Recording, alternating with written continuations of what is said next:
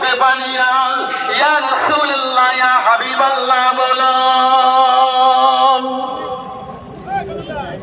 ও যুবকেরা, এই জওয়ানেরা, তরুণেরা, গভীর মনোযোগ দিয়ে শুনুন। আল্লাহ ওয়ালা যারা হয়ে যায়, আল্লাহ আশিক বান্দা যারা হয়ে যায়, আল্লাহ ওয়ালা হযরতি আল্লাহ নবীর প্রেমিক নবীর আশিক ছিলেন, দেওয়ানা ছিলেন।